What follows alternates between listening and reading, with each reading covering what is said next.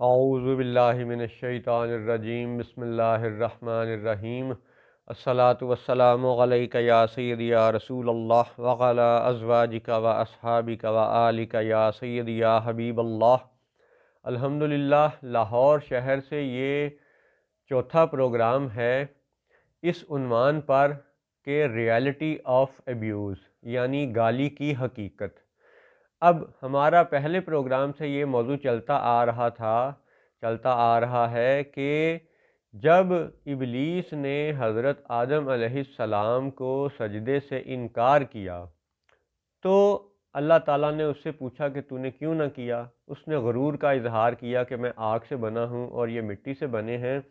تو اس کے ابلیس کے اس بیان کے بعد اس پر لعنت ڈالی گئی، اس پہ یعنی لعنت کا طوق قیامت تک ڈال دیا گیا، یعنی اس کے بعد پھر اس کو ابلیس کو شیطان بھی کہا گیا۔ تو ابلیس کا نام بدل کے شیطان رکھنا یہ اللہ تعالیٰ کی طرف سے تھا۔ تو یہاں سے ہم اپنے اس موضوع کے لے کے یعنی چلے تھے پہلے پروگرام سے، اور انشاءاللہ آئندہ بھی اس پہ ابھی مزید بات ہوگی، کیونکہ بہت سے ایسے اہم اور دلچسپ پہلو ہیں جو مسلمانوں کو معلوم ہونے چاہیے۔ تو آج کے اس پروگرام میں ہم دوبارہ سے پھر سورۃ الحجر ہی کی آیات میں سے اسی واقعے کا پھر سے ذکر کرتے ہیں، اور ایک اور زاویے سے اس یعنی گالی کی حقیقت اور سجدہ آدم کی اصل اہمیت کو جاننے کی کوشش کرتے ہیں۔ گو کہ حقائق بہت زیادہ ہیں، لیکن یہ حقیر کوشش کرے گا کہ چند اہم باتیں ضرور اگلی نسل تک منتقل کر دی جائیں اللہ کے فضل سے۔ تو اب آپ پھر سنیے سورۃ الحجر کی آیت نمبر 28 میں اللہ تعالیٰ کا ارشاد ہے، اعوذ باللہ من الشیطان الرجیم، وَإِذْ قَالَ رَبُّكَ لِلْمَلَائِكَةِ إِنِّي خَالِقٌ بَشَرًا مِّن صَلْصَالٍ مِّن حَمَإٍ مَّسْنُونٍ، یعنی اللہ تعالیٰ نے بشر کا ذکر کیا، صلصال کا ذکر کیا، حمائم مسنون کا ذکر کیا۔ اب آگے چل کے آیت نمبر 33 میں شیطان کا بیان ہے۔ جب اس سے پوچھا گیا کہ بھئی تو نے سجدہ کیوں نہ کیا، تو شیطان نے جو جواب دیا اس کا جواب 33 نمبر آیت میں، 3 اور 3، 33 نمبر آیت، اس نے کہا، شیطان کا اب یہ یعنی ذکر ہے، قَالَ لَمْ أَكُنْ لِأَسْجُدَ لِبَشَرٍ خَلَقْتَهُ مِنْ صَلْصَالٍ مِّنْ حَمَإٍ مَّسْنُونٍ، یعنی شیطان نے بھی بشر ہونے کا ذکر کیا، صلصال کا ذکر کیا اور حمائم مسنون کا ذکر کیا۔ اب آپ یہ دیکھیں کہ یہ آیت نمبر 33 ہے اور سورۃ الحجر ہے۔ آپ یہ بھی غور کریں کہ برطانیہ کی حکومت، وہ جو یاجوج تھی جس نے ساری دنیا پہ اپنی حکومت قائم کی، ساری دنیا کو کولونائزیشن کا شکار بنایا، اور پھر نام نہاد لوگوں کو اپنے جناب انہوں نے ٹرانسلیٹرز کے طور پہ ساری دنیا میں بھرتی کیا، اور تعلیم کے ادارے اور صحت کے ادارے اس نے ساری دنیا میں کھولے۔ اور وہ جو لارڈ میکالے، جس کو خادم حسین رضوی صاحب از راہ تفنن لارڈ منہ کالے کہا کرتے تھے، تو اس لارڈ میکالے کے بنائے ہوئے نظام تعلیم میں گورے نے یہاں پہ خصوصاً ہندوستان پاکستان میں جو تعلیمی نظام رائج کیا، اس میں پاسنگ مارکس 33% رکھے گئے تھے، 33%، 3 اور 3، 33% نمبر لینے والا پاس ہو جاتا تھا۔ ابھی بھی بہت سے سرکاری اسکولوں میں آج بھی ایسا ہی ہے۔ تو اب آپ یہ غور کریں، سورۃ الحجر، ہجر پتھر کو کہتے ہیں، عربی میں ہجر، انگلش میں سٹون، اردو میں پتھر، پنجابی میں روڑا بھی کہہ سکتے ہیں، پتھر بھی سنگ بھی کہہ سکتے ہیں۔ تو یہاں پہ آپ دیکھیں کہ شیطان بشر کہہ رہا ہے، صلصال کا یعنی نام لیتا ہے، حمائم مسنون کا نام لیتا ہے، مٹی مٹی، تراب، تین، بشر، یہ سارے وہ یعنی الفاظ ہیں جو شیطان اور حزب الشیطان صدیوں سے انبیاء کے بارے میں کہتے رہے ہیں اور کہتے ہیں۔ اس کی ایک نہیں کئی مثالیں قرآن پاک سے مزید انشاءاللہ آپ کی خدمت میں پیش کی جا سکتی ہیں۔ اگر آپ کی دلچسپی برقرار رہی تو بہت مثالیں ہیں قرآن پاک میں کہ شیطان اور حزب الشیطان نے جو تعلیمی ادارے بنائے ان میں 33% نمبروں والا پاس ہونا، اور یہاں سورۃ الحجر کی 33 نمبر ہی آیت میں شیطان کی طرف سے بشر اور صلصال اور حمائم مسنون کا بیان ہونا، یہ کیا بے معنی ہے؟ کیا قرآن کی بہت سی آیتوں میں بہت سی حکمتیں نہیں ہیں؟ کیا نظر نہیں آتی؟ پھر آپ یہ دیکھیں کہ جو بھی ان علومیناتی اداروں سے پڑھ کر کے نکلتا ہے، پچھلے 100 سال میں 150 سال میں جو بھی ان اداروں سے پڑھ کے نکلا ہے، ان میں سے بہت سے لوگ ہیں کہ جو قرآن پڑھ کر کے بھی قرآن کی حقیقت کو نہیں سمجھتے، اور معاذ اللہ نبی کو بشر کی گردان کیے رکھتے ہیں۔ حالانکہ قرآن پاک میں یہ بڑا واضح سبق ہے کہ اللہ اور رسول کی طرف سے بشر کہا جائے تو اور بات ہے، اور دیگر مخلوقات کی طرف سے بشر قرار دیا جائے تو یہ اور بات ہے۔ ان کی آپس میں مطابقت نہیں ہوتی، ورنہ شیطان پہ لعنت پھر کیوں پڑی؟ تو بشر شیطان نے کہا، سلسال کہا، ہمائم مسنون کہا۔ تو آج بھی دیکھیں علومیناتی اداروں کے یہ نکلے ہوئے لوگ جو اپنے آپ کو سو کالڈ لبرل اور بڑا تعلیم یافتہ اور روشن خیال اور ایلومینیٹڈ اور ایلومیناتی سمجھتے ہیں، نبیوں کے بارے میں ان کے بیانات آج بھی بشر کی گردان پر مشتمل ہیں۔ تو سمجھانا یہ مقصود ہے کہ غور کر لیں، ابھی وقت ہے، قرآن پاک پہ پھر سے غور کر لیں۔ اچھا جی، اب 33 نمبر آیت میں جب اس نے یہ کہہ دیا کہ جی بشر اور سلسال اور ہمائم مسنون، اور پھر یہ دیکھیں کہ انہی اداروں کے پڑھے ہوئے لوگ انبیاء کو، صالحین کو معاذ اللہ ہجر سے، بت سے، پتھروں سے تشبیہ دیتے ہیں۔ یہ بھی غلط ہے۔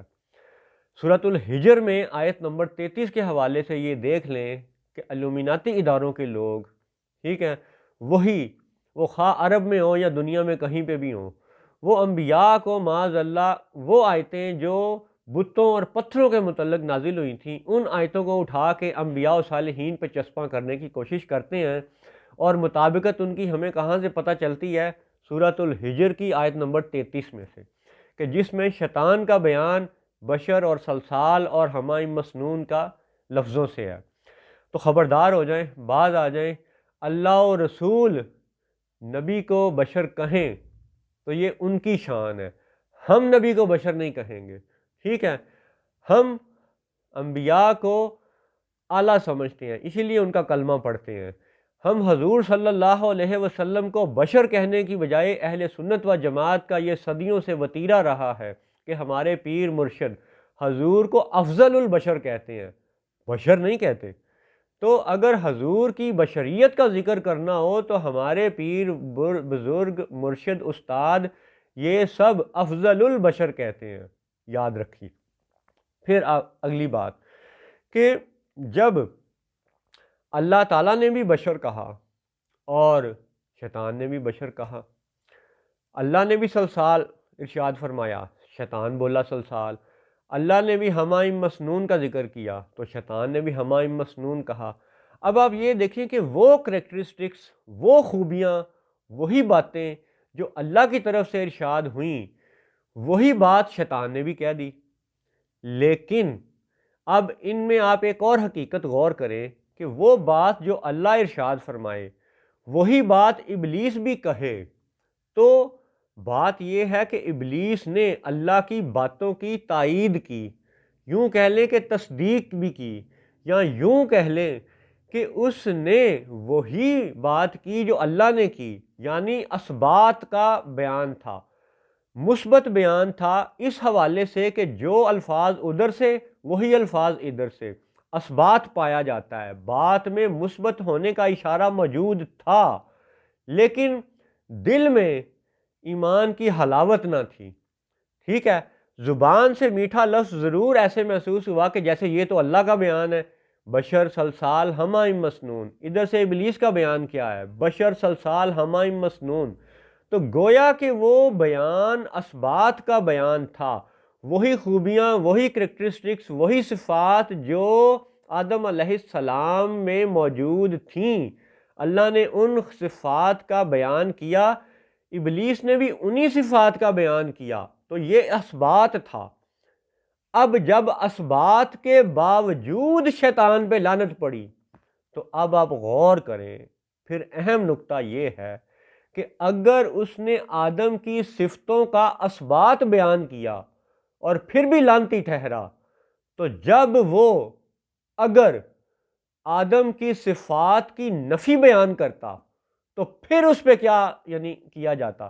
پھر تو شاید اس کو قیامت تک کے لیے مہلت بھی نہ دی جاتی۔